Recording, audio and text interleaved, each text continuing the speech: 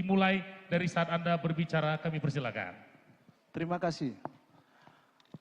Ibu Sartika, saya tahu seorang ibu PKK, yang notabene juga seorang ketua Dekranasda. Hampir 10 tahun menjadi ibu PKK, dan 10 tahun juga mungkin menjadi ibu Dekranasda.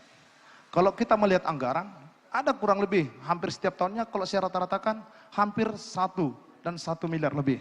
Kalau kita akumulasi, itu bisa menjadi hampir 10 miliar.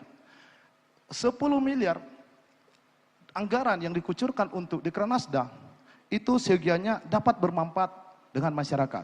Kami melihat di lapangan dan kami mendengar bahwasanya para petenun yang katanya notabene-nya selalu di bawah Dekranasda mengeluh saat ini, di mana harga tenunnya yang masih rendah, di mana motifnya yang sudah dicuri sampai kemana-mana, sehingga mereka merasa kecewa. Nah, saya selaku salah satu calon ingin menanyakan kepada ibu, langkah-langkah apa yang ibu lakukan sehingga sampai saat ini dana 10 miliar itu tidak begitu berdampak kepada masyarakat secara umum, secara khusus bagi petenun yang ada di Tapanuli Utara. Demikian, terima kasih. Masih ada yang mau ditambahkan Bapak? Baik, terima kasih, kami persilakan calon Bupati nomor urut 1 untuk menjawab. Waktu Anda 120 detik dimulai saat Anda berbicara, kami persilakan. Bapak Joni Staripar, jangan bicara hoax. Bapak itu calon pemimpin loh. Artinya Anda harus membaca data, Anda harus melihat apa isi dari dana itu. Apakah itu pembelian daripada benang, peralatan. Itu semua adalah pemberian benang kepada semua yang namanya para penenun di Kabupaten Tapanuli Utara yang kurang lebih berjumlah 11.000 orang. Anda coba kalikan nilai itu dengan benang yang sudah kami bagi setiap tahunnya. Yang kedua, kalau kita calon pemimpin, baiknya kita bicara dengan fakta, baiknya kita lihat jangan karena isu-isu, jangan karena katanya. Kita itu harus melihat semua sisi. Sekarang harga tenun turun. Kenapa waktu harga tenun naik saya tidak dipuji-puji? Kenapa waktu harga tenun turun jadi saya yang salah? Sekarang saya sudah tidak menjabat lagi sebagai Ketua Dekranasda. Siogianya itu pekerjaan siapa? Karena itu saya mau melanjutkan, karena saya sudah melihat kondisi itu semua. Saya sekarang sehingga meminta untuk Pasikopon itu semua, karena saya sudah tahu di mana sebenarnya pokok permasalahan tersebut.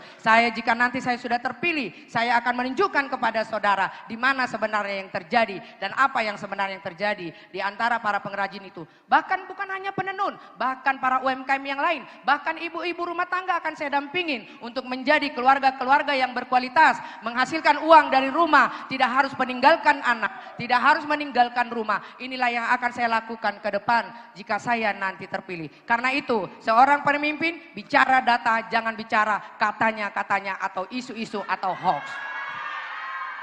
Tenang, tetap tenang, tetap tenang. Baik Ibu, masih ada mau ditambahkan, masih ada waktunya.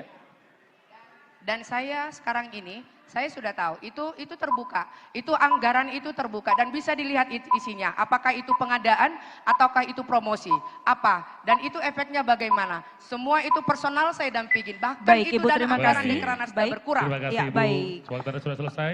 Dan terima kasih, kami persilakan calon Bupati nomor urut 2 untuk menanggapi. Waktu Anda 90 detik dimulai dari Anda berbicara, silakan. Ya, saya tidak berbicara hoaks. Saya bertemu dengan masyarakat penenun. Saya punya masyarakat yang ada di sini yang penenun dan mereka yang menyampaikan, makanya saya sampaikan sama Ibu. Jadi saya rasa, saya melihat kok, saya tahu bagaimana anggaran, saya melihat mata anggarannya. Ternyata banyak digunakan hanya perjalanan dinas dan mengikuti pameran, yang mana nantinya tidak berdampak sangat untuk para penenun. Saya hanya berharap, Ibu berkata, Ibu kan sudah 10 tahun melakukan ini. Artinya kalau sudah 10 tahun melakukan, itu dampaknya sudah pasti jelas. Jadi bukan hoaks, Bu. Nah, ini fakta di lapangan. Dan kami juga sudah melakukan beberapa hal ya terkait ini. Bahkan saya langsung mengelola beberapa penenun sekarang ini. Dan mereka yang cerita. Dan kalau saya lihat fakta di lapangan dan tanggung jawab daripada APBD yang ada, penyebarannya adalah banyak perjalanan dinas terkait dengan pameran-pameran yang menurut kami tidak begitu berdampak kepada para penenun. Mungkin itu dari saya. Terima kasih. Masih ada yang mau ditambahkan Bapak? Masih ada waktu Anda, kami persilakan, masih ada? Dan ini juga ke depan, ya kami harapkan ya, kami menyangka bahwasanya apa yang kami lakukan terhadap UMKM penenun itu justru saat ini kami hadir di tengah-tengah mereka memberikan penyuluhan.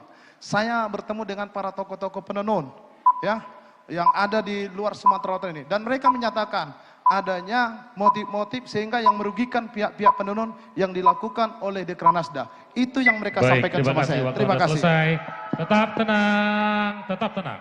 Kami sekali lagi bermohon, kita semua di sini tetap tenang. Baik, terima kasih. Kami persilakan kepada calon Bupati nomor urut 1 untuk menanggapi kembali. Waktu Anda 90 detik dimulai dari Anda berbicara. Pak, dari tadi Bapak itu bicara hoax.